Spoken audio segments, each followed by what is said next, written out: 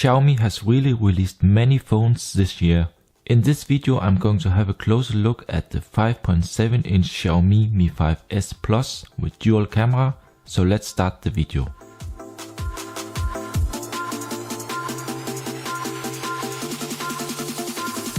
Are you ready?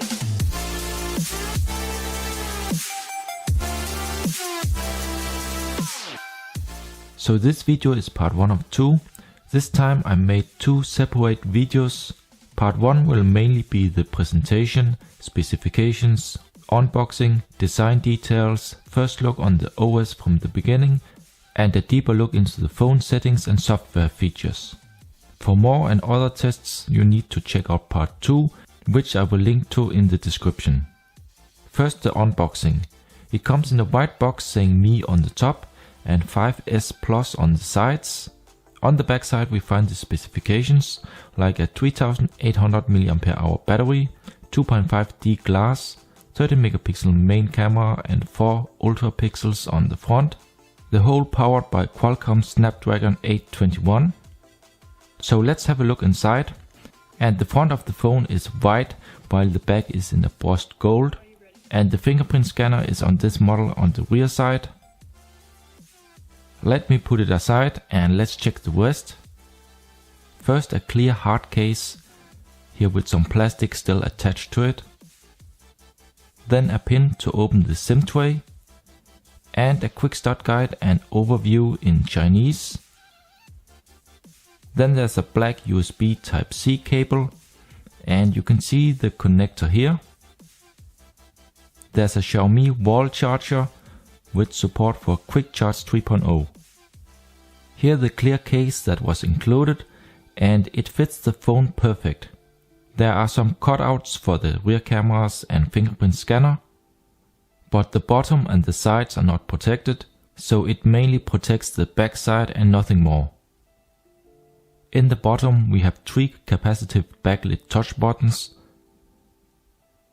In the top a multicolored notification LED and 4 ultra pixel front camera. The backside is curved with a nice polished edge. On the right side we have the power button and volume buttons, both very solid. The phone supports 2 nano SIMs, but there is no support for a micro SD card. Here you can see the tray close up. In the top we find an IR blaster, 3.5mm headphone jack and a noise cancelling microphone. On the back side we find the 2 cameras for stereo mode, a dual tone LED flash and a very fast fingerprint scanner.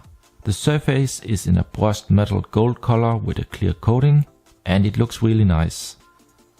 Let me turn the phone around 360 degrees, and it is very comfortable to hold in the hand. So to wake it you can just double tap. And here is how the phone looks like vanilla when it comes out of the box. I have not installed any apps by myself. The UI is fast, and this is actually the international global MIUI 8 firmware, which also has the Google Play Store pre-installed. It of course have all the known features like one-handed mode, which is very convenient on a big phone. Let me show the highest and lowest brightness. It can get very bright, up to 550 nits, and also very dark. In the top we have the quick toggles. Let's get into the phone settings. And let me just scroll down to the bottom and let's have a look inside About Phone. The Android version is 6.0.1 with the stable MIUI 8 Global on top, and you can also see the build number and that it has support for OTA updates. Built-in is also NFC with all features needed. In the language settings you see that it is multi-language. Nearly all kind of languages are supported. And the same for when you set the local settings. It supports 2.4 and 5 GHz Wi-Fi. You can see that on the link speed. Now let's have a look at dual apps. With that you can clone an app, for example Skype. if you should have two accounts, one for business and one for private. And the cool is that you can have both open at the same time and you don't need to log out and log in to switch the accounts. The same can be used for example on Facebook or other apps. In App Lock you can lock apps with a pattern, or you can just use the rear fingerprint scanner to gain access to locked apps. Second space is what the name indicates. It's a second desktop or space, so you can switch from one space to another and also use different themes. In lock screen we also find some few settings like you see here. And inside here you can also set up your fingerprints for the fingerprint scanner.